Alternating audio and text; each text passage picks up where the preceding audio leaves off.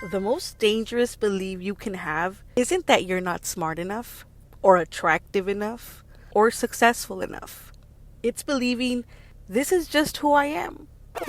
Because the moment that you identify with a limitation, you stop questioning it, you stop challenging it, you stop changing it, and eventually you build your entire life around protecting it.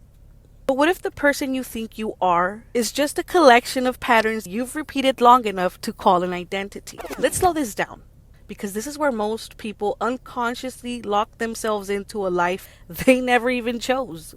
Psychology calls it identity fusion. This is where behavior and self concept merge so tightly that the change starts to feel like self destruction.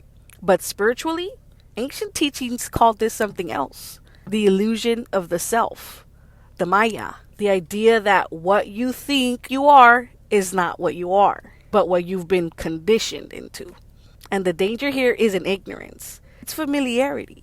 Because the brain doesn't choose truth, it chooses what feels familiar enough to survive.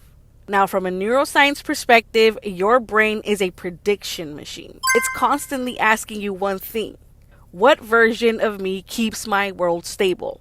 So if you've lived years thinking that, I'm bad with money, I'm not disciplined, I'm the anxious ones, I always mess things up, your brain doesn't evaluate if that's true. It just starts filtering your reality to match it. This is called confirmation bias, and over time, it becomes identity reinforcement. You don't just think it, you begin to perform it automatically. Even when life offers you a new possibility, you unconsciously reject it because it threatens the identity that your nervous system has adapted to.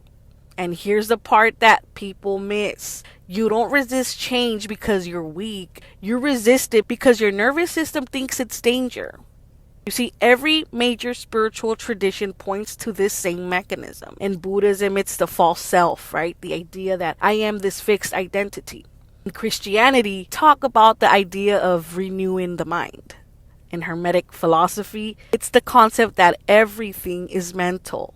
Okay, everything is mental, meaning that your reality is shaped through perception, not performance. Even modern quantum theory hints at something that's uncomfortable. Observation affects outcome. Not because reality is magical in a fantasy sense, but because attention determines what you interact with, reinforce, and collapse into your experience. So when you say, this is just who I am, you are not describing reality. You are selecting it. Now here's how different identity traps form. First, a moment will happen, right? Maybe it's failure, maybe it's rejection, maybe trauma, maybe repetition. And then the brain forms a conclusion: I am the type of person who experiences this. Then that becomes a story. Then the story becomes a behavior. Then behavior becomes a habit. And then the habit becomes your personality. And eventually, you forget the original moment ever even existed. All that remains in the loop. And now you defend it, even when it hurts you. Because at least it's known, right? And the mind will choose a familiar pain over unfamiliar possibility every time. Do you ever notice how when things start going well, part of you starts to get uncomfortable? That's not random. That's your identity trying to stabilize.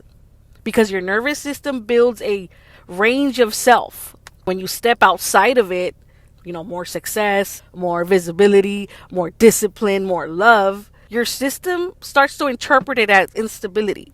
So it pulls you back. And it'll pull you back through sabotage, procrastination, self-doubt, old habits. And not because you lack discipline, but because you are exceeding your internal identity ceiling. Now, this is why people say, I always end up back where I started. No. You return to where your identity feels safe. The real question isn't who are you, it's who taught you that. Because most identity is not self-created. It is absorbed from parents, environment, language, repetition, pain, survival strategies you built at 12 that are still running your decisions now at 30. And no one tells you this. Guess what? You can outgrow something without ever being consciously aware that you are still obeying it. So, how do you change something that feels like you? Well, I'll tell you how not to do it. It's not by force. It's not by affirmations alone. It is not by positive thinking. Those often fail because they fight identity head on. Instead, transformation happens through something quieter: interruption of pattern.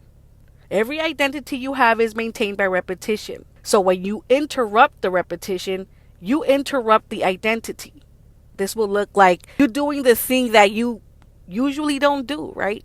Even if it feels small, even when it feels insignificant, and especially when it feels uncomfortable. Because the brain updates identity through evidence, not intention. Now, if we translate this into esoteric language, you are not a solid being, okay? You are a fluctuating pattern of awareness. Now, in mystical systems, this is described as a vibration.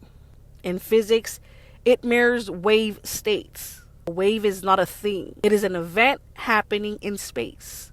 So, what you call you is actually a repeated energetic signature expressed through thought, emotions, and actions. Change the repetition, and the identity dissolves and reforms. And not metaphorically, functionally. And the reason why most people never change is because there is a hidden payoff to staying the same. You see, identity is tied to belonging, familiarity, predictability, emotional safety. Even suffering becomes comfortable when it's predictable. That's why people stay in cycles that they complain about, but they never break. And it's not because they don't want better, but because better requires unknown identity territory. And the unknown feels like loss before it feels like gain. But there is one question that disrupts the entire system. Am I acting from truth or from repetition? Because repetition feels like personality, but it is not personality. It is programming. And the moment that you see it as programming, you stop worshiping it. You stop defending it. And you start editing it. So the most dangerous belief that you can have isn't that you're not enough. It's believing that you are fixed.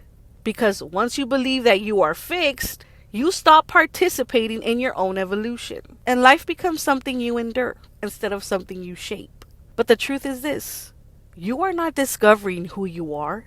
You are deciding it through what you repeat when no one is watching. So the question isn't who am I? The real question here is, what am I practicing becoming? Because whatever you practice becomes what you call you.